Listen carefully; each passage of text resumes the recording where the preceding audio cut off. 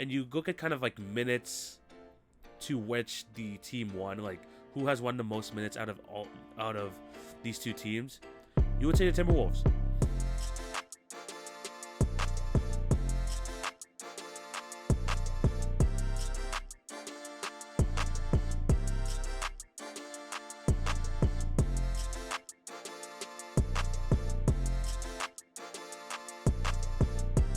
Hello and welcome to the Wednesday, April 27th edition of the TV on Basketball Podcast with your host, TV. Hope you're having a fantastic day and thank you for clicking on to watch or listen to today's episode. Before we start, I do have to plug my other platforms. Remember to follow at TV on Basketball on Twitter, Facebook, Instagram, and TikTok for updates on the podcast and for other great content. If you're on YouTube, remember to like, share, and subscribe. Hit the notification bell so you will not miss an episode. For all my podcast listeners, remember to subscribe and leave a review so it can help out the ratings on Apple. And as for my Spotify, Anchor, or Podbean listeners, just continue to show your support in any way possible. I highly appreciate it. Have been on a pod for a while. I was definitely under the weather last week because I had COVID, but I'm back and I'm ready to talk some playoff basketball because these playoffs have been absolutely insane. Just been super fun to watch, and I can't wait to talk about it, break it down, go through each series, and hopefully catch up on what I've missed. So yeah, it's going to be an awesome episode today. Again, thank you guys for all the support over the past couple of weeks. I know it's been really inconsistent uploads, but I'm going to be back. Hopefully 2 episodes a week so we can get as much playoff content in as possible. So yeah, that's all I have to say. Let's get right into these series because there are a lot to talk about. And there's always something with each of these series, and there's always just great storylines with the NBA. And it really starts from whether it's the 1-8 matchups or the 4-5 matchups. And sometimes you're gonna get some surprising outcomes, and I think that's really one of the biggest factors of this playoffs. Like there's just a lot of surprising outcomes. Like sometimes you look at a 1-8 matchup, and you're like it should be really easy for the number 1 seed, especially when they're the best team in the league. But then you just see this number 8 seed, or at the time technically a number 9 seed because they won to play and to get in. It just makes the series a lot more fun to watch, a lot more engaging, and that's what this Phoenix Suns Pelican series has really done for us. The Phoenix Suns are up 3-0 in the series, and honestly, kudos to them. They've had to go through some injuries, especially with the Devin Booker hamstring injury, and they're still getting the lead. But man, these Pelicans are putting up a real fight. You look at this roster and you see that there's a lot of youth here. You got a lot of, young guys playing here, and Jose Alvarado, Trey Murphy getting some minutes. You got Herb Jones. Of course, you got Brad Ingram in his first ever playoff experience ever, and he's really putting on a show, averaging 37 and 5. You have a lot of young guys, but with the leadership they have in CJ McCollum and Jonas Valanciunas, who have been there year in and year out, they've been able to fight in the series, and they really are putting this type of effort that we've seen from the We Believe Warriors back in 2007 when they took down the number one seeded Dallas Mavericks. And you look at the series, and from the beginning, even I thought this was going to be a walk in the park for the Suns. Now, I didn't consider the Devin Booker injury, but another thing that I did not see coming was just the way that this team is going to fight. Because besides Game 1, the New Orleans Pelicans were always kind of either winning or in these games. Game 2, even before Devin Booker got injured, they were leading comfortably, and they were just able to close it out. I don't think the Devin Booker injury would have done much about that. Game 3, the Phoenix Suns, they had this game kind of they had their momentum in the game. And even though the Pelicans did start to make a little run, you just could tell that the Suns are the more experienced team. They were able to pull out the win. Game 4 was just on both sides of the ball for the Pelicans and the Suns. It was probably one of the most fun games of the playoffs. It really was. CP3 was scoring 4 points in that Game 4, and it was the and again I mentioned the Pelicans young guys before. Alvarado, Murphy, Jones, energy on the defensive end, creating those opportunities, scoring on the fast break. That's what really Game 4 was all about. And they were able to just lock down defensively and have Chris Paul one of his worst performances of the year. I mean, a lot of this, like I said, the Pelicans are always in these fights, which make these games a lot more entertaining to watch. But the key here and why the Suns are still winning this, and I think they probably will close down Game 6, is although the Pelicans, these young guys, they'll fight with energy. They'll continue to fight, and that's something you can't really take away from them because Jose Alvarado coming on the court, taking that challenge up against one of the best point guards of all time and trying to slow him down, it's admirable. It really is, and he actually is doing a really good job considering. But the Suns, man, and you can see this especially in Games 5 and Games 3. When it comes late and the Pelicans make these little runs, they feel like they're trying to get themselves back in the game. They're trying to lean on that energy from their young guys. The Suns will come in and just kind of slow things down, saying, "Look, we've been here before. We know what it takes to close these things out." And that's what they've been doing like constantly, especially like with the absence of Devin Booker. They're just able to read situations and just use their experience to propel them to victories. We've been waiting for Mikal Bridges' game all series long, and he played a grand total of 46 minutes yesterday. This guy played a bunch. But he came out, had his best game of the series, 31 points, 12 for 17 shooting, hitting 4 of 4 threes. And we finally got to see that Mikal Bridges performance. And not just the Mikal Bridges performance, DeAndre Ayton, 19-9, good performance from him. But Chris Paul. At the end of the day, he did have that horrible game 4, not gonna gloss over that fact.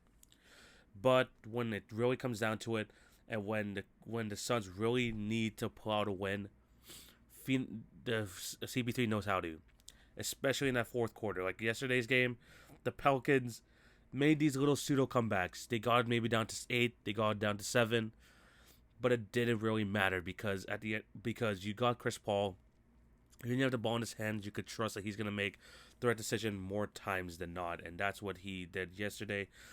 That's why the Suns are still in control of this game. It's gonna be tough when they go back to the New Orleans in Game 6.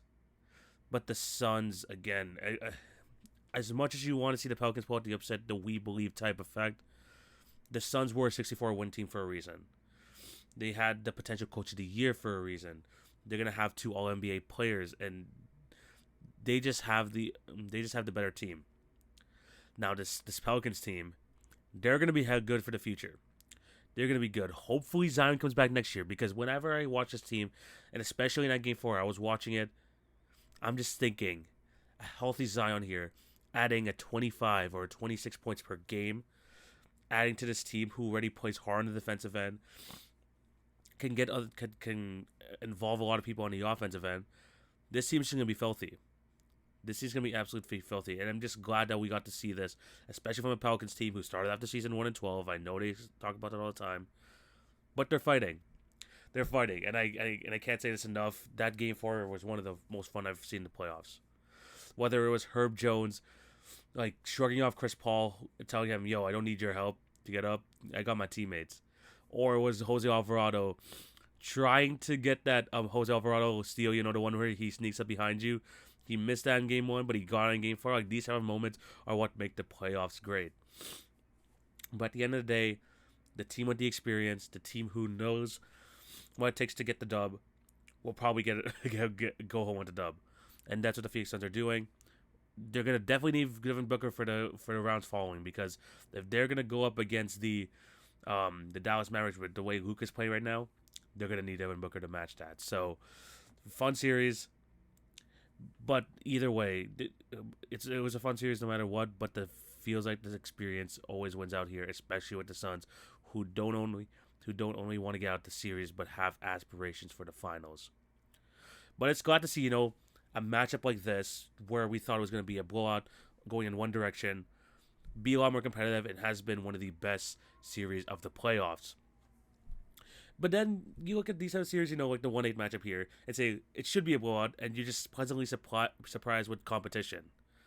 While this 2-7 matchup, you expected competition, and we're getting competition. Because the Grizzlies, Wolves, we looked at this, 2 young teams going head-to-head. They both think that this is a great opportunity to move on to the next round, and they're both playing extremely, extremely well. A lot of close games, but the Grizzlies have the 3-2 lead right now. And let's start with talking about the Timberwolves, because this Timberwolves team has really found out the way to kind of counteract this fast-paced Grizzlies offense. They have Karl Anthony Towns. They got great ISO players and D'Lo, and Anthony Edwards as well. You have all those three guys. You slow the game down, and that's when you take the Grizzlies out of their rhythm. If you look at the encapsulation of the whole series, these 5 games, and you look at kind of like minutes to which the team won, like who has won the most minutes out of these two teams, you would say the Timberwolves.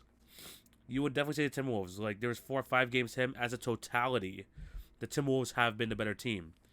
There have been multiple games in the series where, like especially looking at games 3 and games 5, where they've had comfortable leads. It looked like they had control, and it looked like they were gonna, defeat the Grizzlies.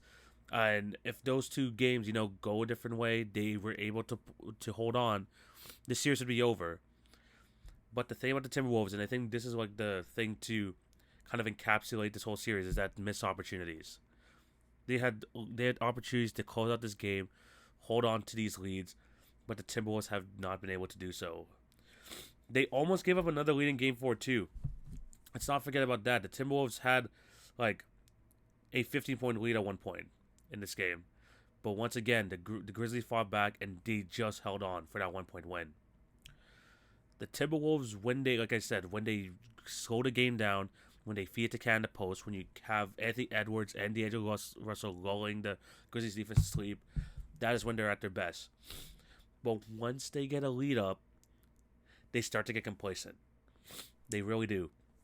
And you see them making silly mistakes, whether it's in the middle of the second or third quarters when giving up these runs, when it's like not calling timeouts, because especially in that Game 3 when there were multiple runs happening from the Memphis Grizzlies, they went on like 15 and 17-0 runs. Chris Finch had called timeout. Mistake there. They're just like them having like the momentum on their side and just completely giving it up has just been like a pattern here. Whenever they're like up, even if you look at a good chunk of the series, Karl Anthony Towns, his foul troubles always seem to like have some sort of factor here. When they have a lead, he wants to become that bully ball type center, which is the right sign, but he's making this like bad decisions when when he's committing offensive fouls, reaching in too much. Like these are the things that are putting the Timberwolves in a hole, or like digging their own hole for themselves. Even when you look at the last game, I mean, they had like a 14-point lead like in the third, fourth quarter, and it looked like they had all the momentum. But they always give these little windows where the Grizzlies will come back in a short period of time. And yesterday, like they had the lead going on, then you see that Ja Morant dunk. And I think at that point, like the Grizzlies were already starting to mount that little comeback. That play made me think that the Grizzlies, it feels like they're gonna pull out this win. No, like even with the lead that the Timberwolves had at the time, it just feels like the Grizzlies will always find a way to cut down that lead. And of course, that is a testament to the Grizzlies. They are a great team, but it also deals with the lack of experience of this Timberwolves team, having Karl Anthony Towns and Anthony Edwards be the leaders for a playoff team for the first time in their careers. Because, Jimmy Butler was the leader when Cat went the first time. But still, they just have not been used to the bright lights. They haven't been used to this type of environment where the Grizzlies, although they don't have much experience, they know what it's like to play in a playoff atmosphere. Because of last year, they went up against the number 1 seeded Utah Jazz. And I mean, Ja Morant has not had his best series. Jaren Jackson Jr. has not had his best series. I mean, Pat Bev is like, at times is putting Ja Morant in a straitjacket. But when it really comes down to it, they have the deep team. This series has shown that their depth has been extremely helpful in keeping these games close, making sure they pull out these wins. And this is why they're 3-2 up. When Ja Morant's not doing well, when Jaren Jackson is fouling himself out every single game, people like Desmond Bane step up. Kyle Anderson, Dylan Brooks, DeAnthony Melton, Tyus Jones. These guys, even they had to like bench Steven Adams. They got Xavier Tillman, who played a role for them last year, and he's able to give them positive minutes here as well. That doesn't mean that I'm not going to be calling out Ja and Triple J. Ja at least had had some great games, had an amazing second half yesterday, and just took over in the fourth. Jaren Jackson Jr. has to play better. He just has to play better. We know how great he is as a defensive presence, but he can't be that if he's not on the court. And him, like, having the same foul troubles as he had in years past, I thought he improved on it, but honestly in the playoffs it hasn't really shown that. But they're still able to pull out these wins. Ja yesterday, just taking over the fourth quarter, was just a joy to watch. And again, a lot of things at the end there for the Timberwolves where they had an opportunity to get a good stop, especially on that last Ja play. But Anthony Edwards tried to go for the steal when it wasn't really necessary. I think the Timberwolves goal there should have been just a forced overtime. But no, Anthony Edwards went for the reach, left Ja open lane to attack the rim, and he take advantage, hit that layup. Grizzlies win. So this matchup really is the Grizzlies having that slight experience over the Timberwolves, and that really preparing them to victory. John Rednose has been a playoff performer in the past, and although again he's had some sniggers here, he definitely has had, but he's still able to pull out when it really matters. He's able to be at his best. And even though like sometimes he's not at his best, the good thing with the Grizzlies is that they just have a deep ass team. They have a great deep team, and that's what's able to like help pull out these wins. And again, the Timberwolves just have to clean up these mistakes. They're going back home now. This still could go 7. I really do believe that, but they just really need to clear up mistakes, because even if I want to go back to Game 4, that Desmond Bane 3 at the end could have easily been a 4-point play if Anthony Edwards was just another step closer. Why are you defending a 3 there when you basically have this game in the bag and risking the chance at a 4-point play? I don't know, but just those little things the Timberwolves just have to clean up. They really do. But in terms of this whole series, as a series as a whole, we thought it was going to be entertaining. It has not disappointed whatsoever. But sometimes when you have these series, like, you just, like, again, they're just series that you think they're going to be great, and they are great. Some series that you don't think are going to be great, but they ended up being great, and that's what we got with the first 2 series. But sometimes there's this matchup where one team just, like, finally has it clicking. It felt like this team just hasn't like really got it together in the last like a few weeks of the season, but they're able to pull it together. They got the experience, and frankly just more talent than the team across from them. And that's what we're going to be talking about here for the Warriors and Nuggets. The Warriors are up 3-1 right now, and for this series I feel like there's not really much to talk about. There really isn't. The Warriors' new death lineup of Wiggins, Clay, Steph, Jordan Poole, Draymond is that lineup against the Nuggets where they have no Porter Jr. or Jamal Murray to help Jokic out on the offensive end has just completely overwhelmed the Nuggets team. It really has. I mean, Jokic has been getting his. Jokic has had another fantastic playoff performance, and he is looked just as much as the MVP as he has all season long, honestly. Like, Nikola Jokic, this playoffs is averaging 31 a game, 12 rebounds, 5 assists. You can't really ask much more from the MVP there. But the thing about the Nuggets is that they're just outmatched with talent. They just don't have the offensive firepower to match what Golden State is producing right now. Aaron Gordon's had a couple of good games.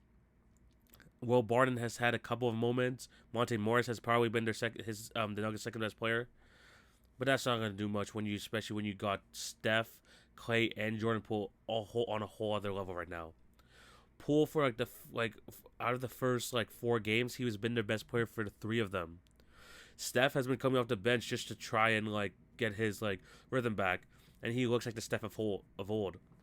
Klay Thompson is finally looking like the Klay Thompson that we know can just take over playoff games. Like this series, he's averaging 24 a game, 2.5 rebounds, and he's to 50% from 3. This is what we were hoping for the Warriors to wake up in the playoffs. We've seen it, and the Nuggets, the fact that they were able to get to the 6th seed with this roster, still honestly still amazes me. And that's more of a testament just to how great Nikola Jokic was throughout the entire season. And the fact that they got that win in Game 4, I'm just glad it wasn't a sweep. I'm really glad it wasn't because, that was Poole's worst game for sure. But the Nuggets were just able to finally piece it all together. Aaron Gordon having a good game. Monte Morris playing fantastic, especially, and I think it was either that second or third quarter. And Jokic just being Jokic. That type of thing has to happen for them to win these games, and for the Warriors to struggle a bit, and they got that game 4. But for the majority of the season, for the majority of the series, and I think this is how it's going to be closed out. This Warriors team is just going to be too much for them. And again, I think that Poole's going to have a bounce-back game in Game 5. I think Steph and Clay are going to do what they do. And Dre is going to just be a menace on the defensive end. Jokic is still putting up his numbers, but Dre is making him work for every single basket. And when the other guys are playing well on the defensive end as well, and the Nuggets just don't have the offensive firepower to go toe-for-toe with the Warriors, it just felt like after Game 1 that the Warriors were just going to dominate this matchup, and that's what they have been doing. They're going back to Golden State for Game 5. I don't think the Nuggets are going to pull this off, but the fact that they got this win was good for them. I'm just glad that Jokic was able to get a playoff win with this team. If anything, this team is making me more excited to see them next year, when I believe they should be finals contenders, especially with Jamal Murray coming back. I know he's missed a lot of time, but I still expect him to be great, to be really good. And Porter Jr., when he comes back next year, I expect big things from this Nuggets team. Really hoping so. And, they're probably going to get out here early, but they put up a good fight. As for the Warriors, they're looking like friggin' title contenders. They really are, and especially with the injury problems that Phoenix have with Devin Booker having that hamstring injury, I'm not sure if people have really been looking into this, but this has been a common thing for Devin Booker for both of his hamstrings. He's been getting injuries over the past few years. If they're hobbled coming into the playoffs, I could see the Warriors taking advantage and getting another finals appearance. It really does, and with their offensive firepower at a great high, and their defense finally showing up again, they're looking legit. And I see them finishing off the series pretty early, and I think they're gonna have a damn good matchup against either the Wolves or the Grizzlies in the next one. They're looking really good. They looked like one of the best teams in the playoffs. And although this series has been close, it feels like we're watching one of the worst teams in the playoffs here, because we got the Mavs Jazz. The Mavs are up 3-2. And honestly, I'm just sad the series is continuing. I really don't want the series to continue, but here we are. Here we are. If Luka was on this, I think it was here since Game 1. I think this series would have been done with. But the Mavs are 3-2 up. They've had fantastic performances from players like Jalen Brunson, who's probably been their best all-around player in the playoffs so far. Obviously, Luka probably close out in Game 6, and he would probably be the best playoff performer here. But Jalen Brunson has been great. Been getting great contributions from other players on their bench. Maxi Kleber had that 8 3-pointer game. He had players like Dorian Finney-Smith have a good game. Spencer Dinwiddie, even though hasn't been at his best, was still being okay. And this team just looked like they're just completely outclassing the Jazz, which is crazy because this Jazz team has been together for years now. Of this core, of the Bogdanovic, Mitchell, Gobert, they've been together for a while. And when they're facing a Mavs team with Luka Doncic on there for the first 3 games, it should feel like the Jazz had the advantage, but never in this series where it felt like they had the advantage. Game 1, they got the win. They almost gave up another big lead. And the only other game they won in the series was because of Dallas mistakes. Dallas had this game 1. Dwight Powell misses 2 free throws, misses Rudy Gobert on the assignment, and gives up the game-winning lob. That's how they lost Game 4. But besides that, this Mavs team just looks completely superior to that team. And what I've noticed about this is that Luka, great, and he's going to continue to be great. But another thing I liked about this Mavs team is that, like I said, Jalen Brunson has been great. He's an unrestricted free agent this summer, man. And whoever has cap space should be looking at him to be their potential point guard, starting point guard, $20 million a year. I really do think so. I think this guy's about to get the bag, and seeing him perform in the playoffs has been great. But yeah, this Jazz team, just sad to watch. This team does not look like they want to play together. Mitchell looks disinterested. And honestly, it just feels like it's going to get to a point where Donovan Mitchell is going to ask for a trade request this summer. Again, I have no inside scoop on that, but it just feels like Mitchell just doesn't look interested in being a part of this team. That Their defense has not been great. People are saying Gobert is getting exposed, and he is to a certain extent. That small ball is really putting him off the floor. But man, the Jazz just have no perimeter defense. They don't, and it just this team just frustrates me to watch because you feel like they should be a great team in these playoffs.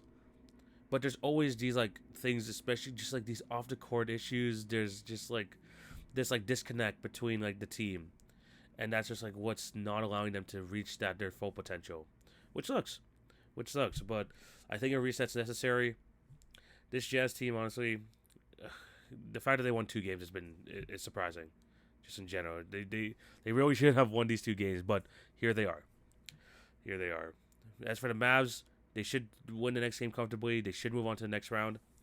But in terms of just their playoff chances going forward, they're gonna put up a fight against the Phoenix Suns. They will. But I still feel like they're one piece away. I think they're one piece away. Maybe Rudy Gobert. Maybe in the summer. But I feel like this team is finally gonna at least get out the first round. Should be a good fun series if they face the Suns or the Pelicans, which is more likely to be the Suns. But yeah, those are all the West series we discussed. Let me know down below what you guys think. Let's go into the East series. I mean, I just don't, and honestly, I wish I had more to say about the Jazz, but it's just been frustrating to watch. It really has been. But let's go to the East, and we're gonna talk about a series that this team, the Hawks, Heat. I'm just gonna go straight into the Hawks Heat. The Heat win 4-1. And it's just this series kind of encapsulates the Hawks season and another team we're going to get into later. And that just shows that rest, kind of taking it easy in the regular season and turning on this proverbial switch in the playoffs is not really feasible, if you know what I mean. Especially with a Hawks team who was riding high off an Eastern Conference Finals performance last year. And early on in the season, there was a quote from Trae Young saying, "We just want to get back to the playoffs, man." They just and the vibe of them early in the season is the regular season doesn't matter. We're gonna get our wins, and then we're gonna go into the playoffs and turn up. Well, the thing about the Hawks, and compared to another team that we're gonna discuss this about later, is that they just don't have as much talent, and them saying that they're just gonna kind of rest easy and just wait for the playoffs to start. You're just not in that position to make those claims yet. It's last year they made it to the 5th seed, a near 50, a near 50-win team, in these kind of in a different standard, but they were still one of the best teams in the East. They went in, they played hard in the defensive end, they played hard in the offensive end all season, and that carried into the playoffs. Here, the Hawks, they still put up their points, but their defensive effort was just not there all season long.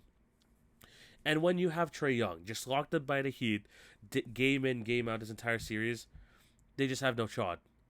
They have no shot. Even in Game 5, when they got 35 from DeAndre Hunter, you had a 2 for 12 performance from Trae Young, 12 points.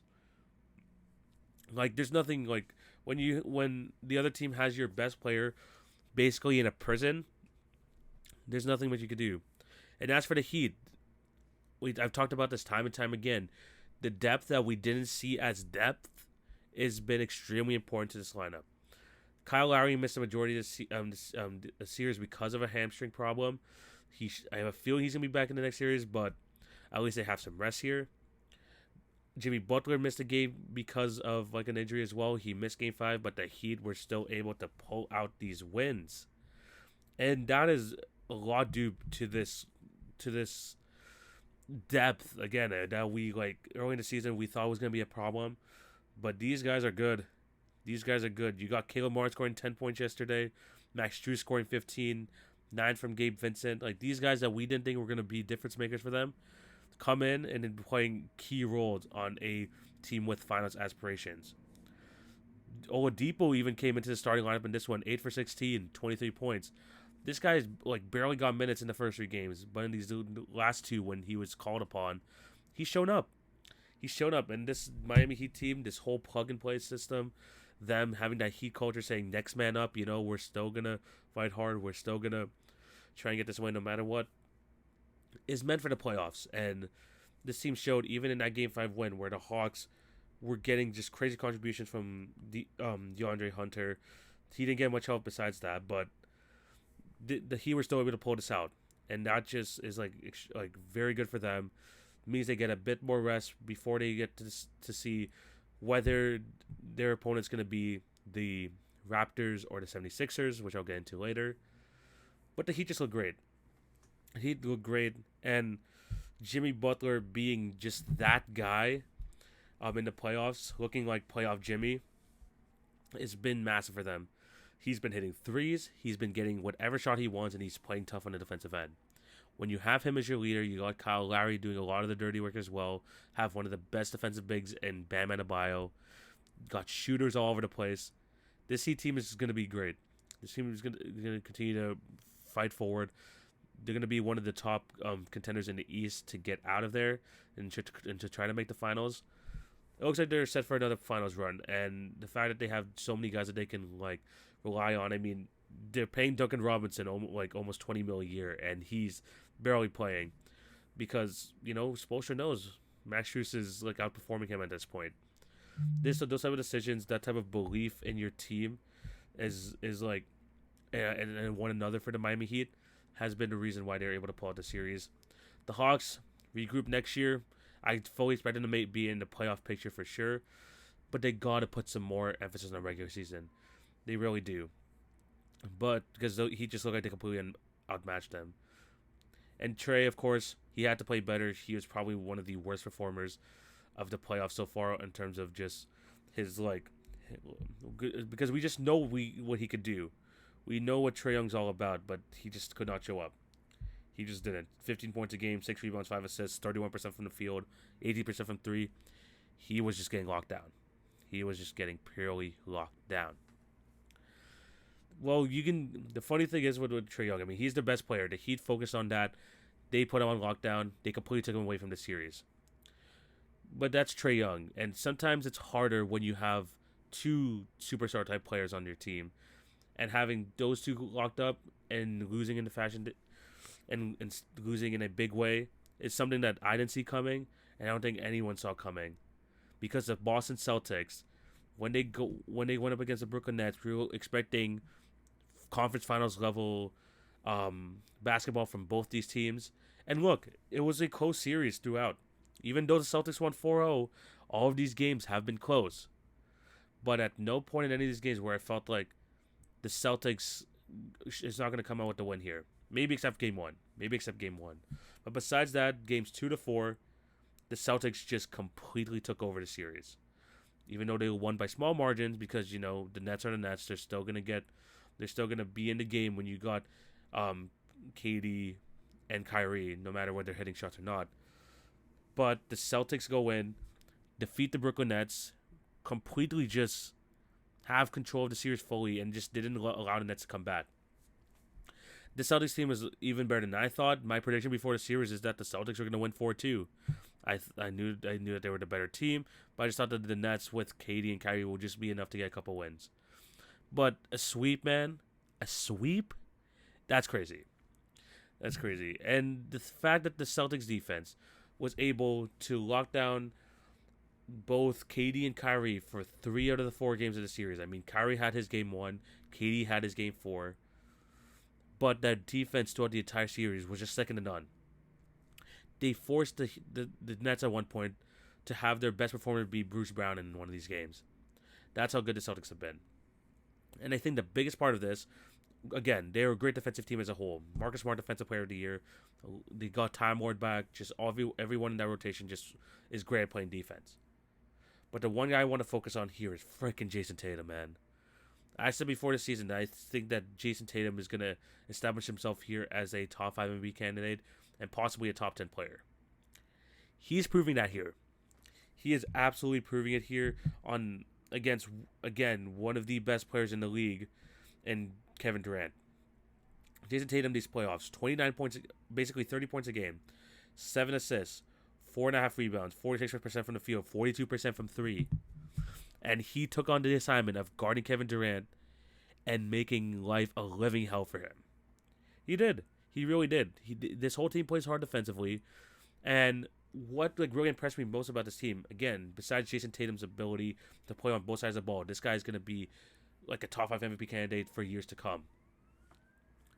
But whenever Brooklyn made some resemblance of a comeback, there was always a counter from the Celtics.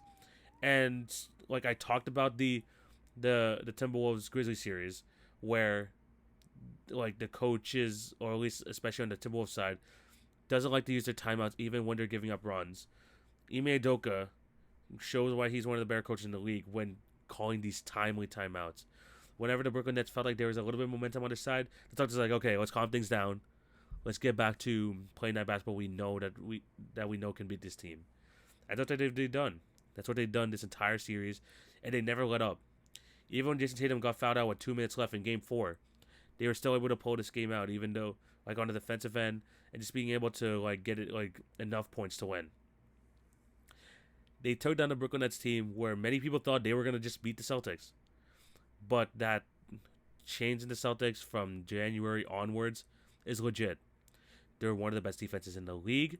They got an elite scorer in Jason Tatum and Jaylen Brown. They got again one of the league's best defenses. This team looks like they're ready for a run. There's the thing about a lot of these teams out in the East. A lot of these teams are gonna look like they're destined to have a great run, but there's gonna be like 3 of them are gonna be disappointed, or 2 of them at least are gonna be disappointed for sure. But the Celtics dominated. They made a statement, and now they're gonna have some rest when waiting for the winner of the Bucks Bowl series. As for the Nets, disastrous season, absolutely disastrous season. Talent, and this what this shows is that again, what's stating with the Hawks, the regular season issues that we saw with this team on the court and off the court, there's a message to that, guys. That has meaning. Same thing with the Hawks. Them being a 9th seed, we know that they were able to pull out those play-in wins. We know that they were able to win to the conference finals last year, but this year is different. And it's the same thing I could say about the Brooklyn Nets.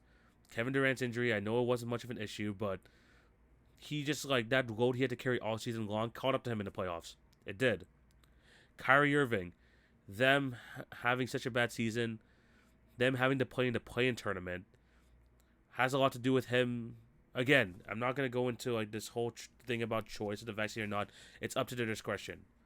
But personal decisions are going to hurt like the team it's going to hurt your professional like issues in your job, and that just doesn't count for basketball. It counts for everything. But Kyrie Irving missing a lot of the season, him only playing like 35% of the games, had an impact here. It did. They should have been a 7th seed. They were a number 1 seed in December. They should have been a lot better than that. And they would have they would have had a better chance going to this playoffs if not for all these extracurriculars. Really. That as well, another person I want to blame here for sure. I talked about KD, talked about Kyrie. What's happening with Ben Simmons? I'm not going to go much into this, but what's happening with him? Supposed to play game 4? They said there's a mental barrier going at it. And look, I'm not trying to diminish anyone's mental health. Not at all. But the communication has to be there. There has to be communication between the team, Ben Simmons, the coaching staff. It feels like the coaching staff just have no idea what's going on. There just has to be better communication there. And the thing is, like, should we have seen this come in? Probably. Because there's been so much dysfunction within the Brooklyn Nets organization this year, whether it's the Kyrie stuff, the Ben Simmons stuff, the injuries, them missing Joe Harris for sure. It felt like the writing was on the wall, but we were just jaded by the fact that KD and Kyrie are on that team. We're like, that's enough. That should be enough. That talent, they have they have one of the best players in the league in Kevin Durant, Kyrie Irving, one of the best point guards in the league. But that stuff matters. And the fact that, again, the proverbial turning on the switch in the playoffs, that just doesn't, like, even for people like KD and Kyrie, that's not always the case. And we kind of gotta, like, think about, like, this whole, like, the super team thing and think, we've seen the Lakers not even make the playoffs. Now we see the Nets completely flame out. Sometimes when you have too many egos on a team, sometimes when you have too many, I'm not going to say too many mouths to feed, but just too many things you have to deal with, and just think that, talent's going to win you championships. It isn't. This Celtics team went through the lowest of lows this season, and then January onward played like one of the best teams in the league. They went through the struggle together. This team has been together for years. That matters. That absolutely matters. And the Nets, and we saw that, and we saw what a team looks like versus what talent and a mixed match of like players look like. Because the Nets have to bring up people like Blake Griffin, like in the series who they have. He hasn't played in about a month or so, and he looked absolutely gas. Have him ready for the playoffs. Try to play him in more games. Maybe Marcus Aldridge could have helped. Maybe try him a bit more. But these type of like decisions, whether it's coaching, whether it's front office, hasn't been good. And now, I mean, the thing about the Brooklyn Nets next year is that there's not really much that could change. There's not really much. You have KD and Kyrie. Hopefully they both resign, and it looks like both of them are. But how are you gonna do with the peripheral pieces? You would think Ben Simmons is gonna be back, but you absolutely never know what Ben Simmons. I cannot predict this guy anymore. You just can't. They're gonna have to stick with this, and whether they change their head coach, which they say they're not, something's gonna have to change. But I just don't know where it's gonna come from. But I do know one thing and I want to talk about this before we move on to the next series. The Brooklyn Nets, when you have Bruce Brown being the lead guy in one of your games, that just tells you all you need to know about the series. The Celtics did a phenomenal job. I want to give them all their flowers. But the story here is this Brooklyn Nets disaster season. It really is. I don't know what changes they're going to make. There are definitely changes that should be made. I don't know what's going to be, though. I just don't know. But yeah, having season-long problems on and off the court, they matter, guys. They matter. And that's, like, the thing about this matchup is, like, we just didn't expect it. We didn't expect the sweep to happen, especially with the talent that the Brooklyn Nets have. It's crazy.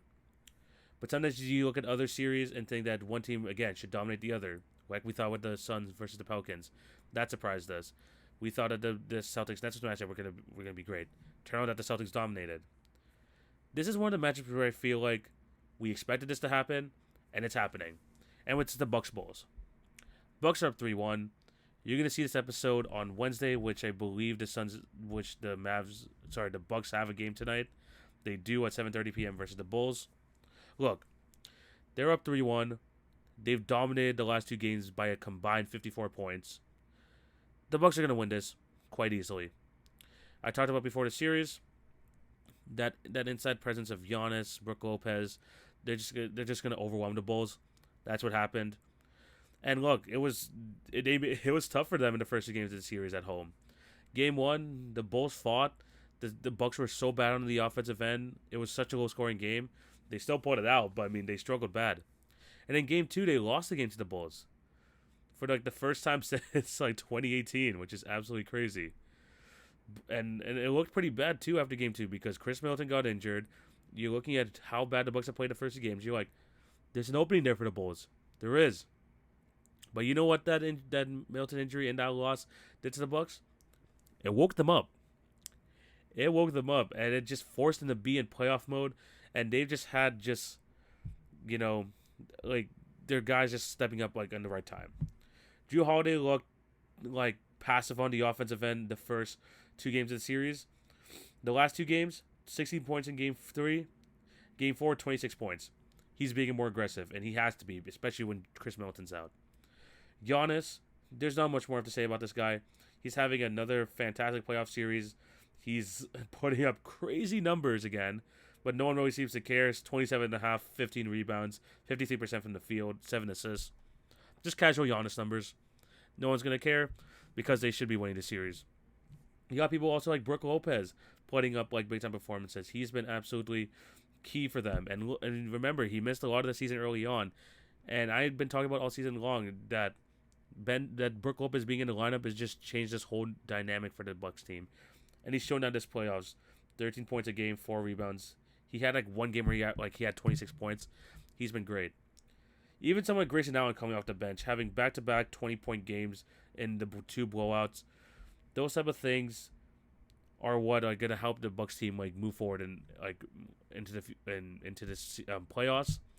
They're going to 100% need Chris Middleton back, but they look dominant and they're taking care of business against the Bulls. It's going to end tonight. Let's be honest, guys. It's just going to end tonight. Look, the Bulls got one.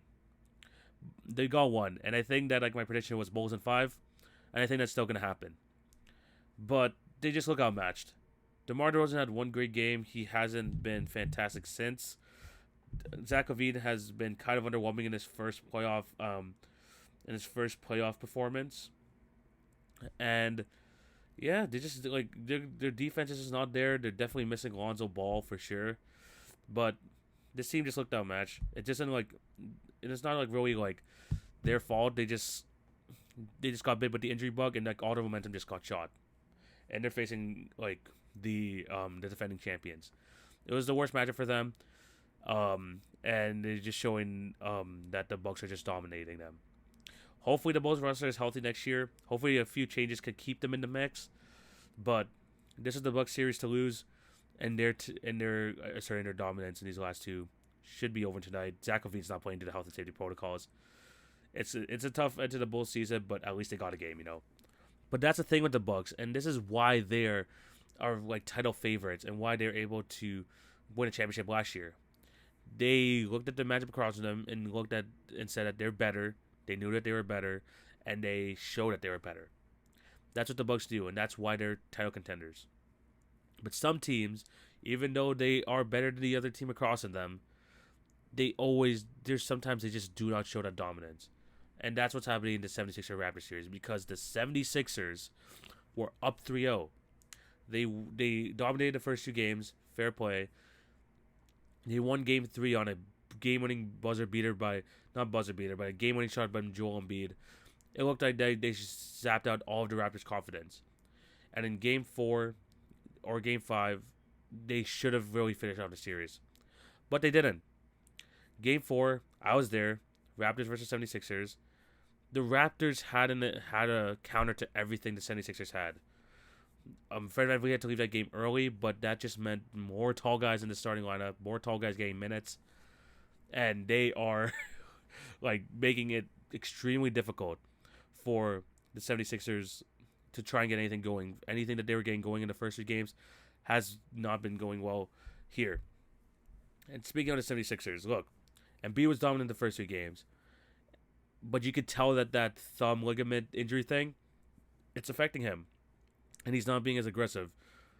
But that just means that other players have to step up. And especially looking at James Harden. Because he has been... I don't want to... Like, it's weird saying this about a freaking like Hall of Famer. Someone who has been like a top 2 shooting guard the past decade. He's been non-existent. 18 points a game this series, 9 rebounds, 5 rebounds, 9 assists, 37% from the field, 38% from 3. He's been non-existent. That second superstar that they traded for is not showing up. And Joel Embiid's calling him out, say that he needs to take more shots, but he is just not... Firstly, he's not getting anything easy, and he just looks extremely, extremely passive. He needs to be the one stepping up when Embiid is semi-injured and stuff like that. You gotta like get that from Harden, and they're not getting it for sure.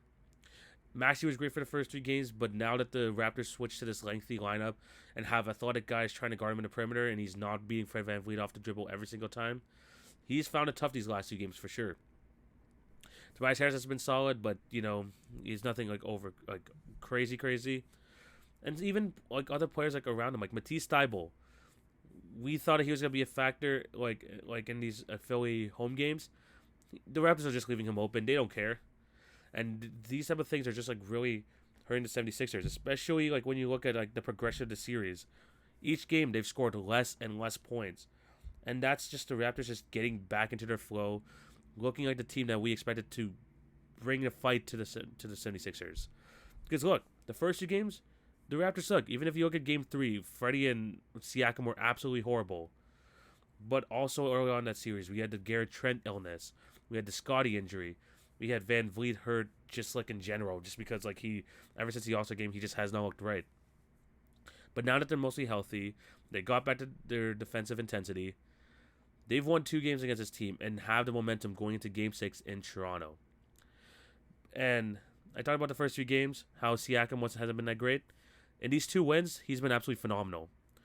Taking control of the game, setting the pace, setting other people up, and just being able to take advantage of what the 76ers are throwing at him, making the right decisions. And when he's playing like that, and you're getting the defensive like output from the Raptors, that's a team that many people thought that was gonna win the series. That's what a lot of people thought, and that we're finally seeing in these last 2 games. And it's crazy because like I said, Freddie probably going like sitting out these next few games is probably better for the long term. Hopefully Freddie gets better and can perform better in the second round if they do come out of it. But he you could just tell he was hurt. You could tell he was hurt and he was laboring out there. It's glad to see that he is getting some rest and this Raptors defense is back to their own identity. And I think the Philly team, after they went 3-0 up, they just thought, the Raptors might give up. But you're talking about the Raptors here. You're talking about the Raptors here, and until they're dead, buried underground, they're not giving up in the series, and they've been showing that, especially in those last 2 games. And now there's an opening for history to be made. I said in one of my review/previews on TikTok that if there was anyone to give up an 0-3 series lead, it was a team that had James Harden and Doc Rivers. And right now, there's an opportunity for that. They're going back to Toronto in Game 6 where, I was in Game 4. That game was freaking insane in terms of, crowd, energy, trying to get into Sixers' head, really making it, especially loud, being super loud when Joel Embiid had the ball in his hands and stuff like that. That's crazy. Now that they know that they have a chance again, Scotiabank Arena, Jurassic Park, they're going to be going insane.